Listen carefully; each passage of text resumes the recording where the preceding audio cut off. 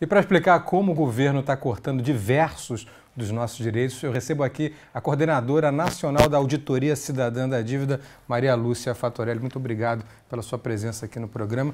Eu queria que você tentasse explicar em 3 minutos, o que é difícil, tua tarefa é árdua diante do massacre de propaganda do governo a favor da reforma da Previdência. Eu queria que você explicasse por que o déficit, o famoso déficit da Previdência, é na verdade um déficit fabricado, que é a tese que você defende, e queria que você explicasse isso à luz do parágrafo 194 da Constituição Brasileira. Em primeiro lugar, agradeço a oportunidade de estar aqui com vocês, uma honra para a Auditoria Cidadã da Dívida. E essa questão da Previdência, ela foi a maior conquista da Constituição Federal. Os constituintes colocaram no artigo 194 da Constituição a seguridade social, a segurança do povo.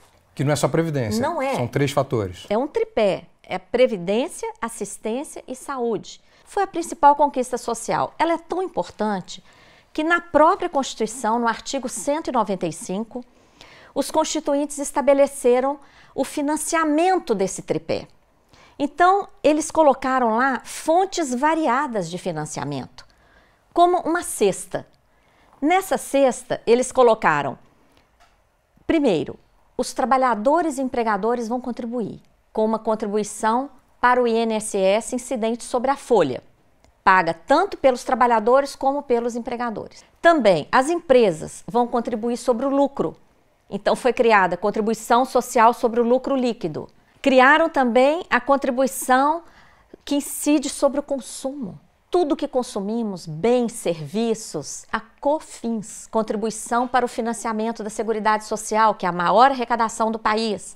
Tem também PIS/PASEP, arrecadação sobre a venda de produtos rurais, arrecadação sobre todas as importações e várias outras fontes menores, como, por exemplo, uma contribuição que incide sobre todas as apostas de loterias e concursos pagos no país. Então, se tem tanta fonte de financiamento, por que o governo insiste em dizer que tem o déficit? Como é que ele fabrica esse déficit? Então, ele pega lá dessa cesta, onde estão todas essas fontes variadas, ele vai lá e pega somente a contribuição do INSS e compara o que se arrecada com essa contribuição, paga por empregados e empregadores urbanos e rurais, ele compara isso com todo o gasto da Previdência, que é o maior entre o tripé da Previdência, Assistência e Saúde. O maior deles é a Previdência.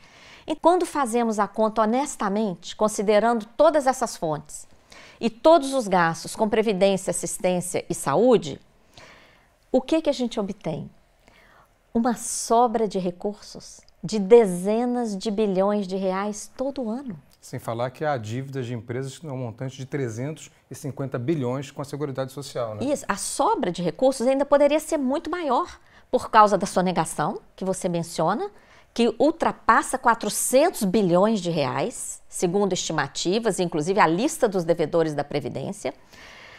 As desonerações, que são setores que são liberados de contribuir para a Seguridade Social.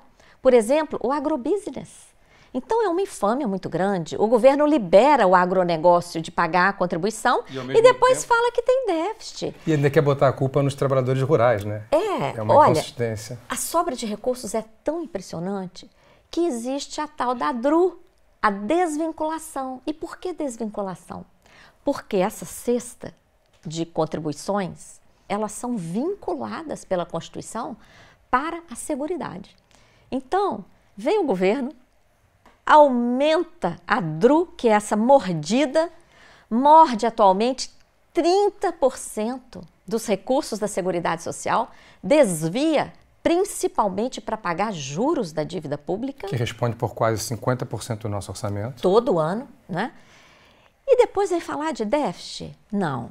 Maria Lúcia, essa explicação dos ovos, né, dos 8 ovos na cesta, é muito boa, porque ela consegue se contrapor a essa propaganda maciça do governo que tenta impor uma visão da reforma da Previdência para o grande público. E, ao mesmo tempo, a grande mídia faz o mesmo, inclusive através de analistas políticos que sempre repetem: a reforma da Previdência é primordial e sem ela o país vai quebrar. Muito obrigado por ter sido tão clara com a gente.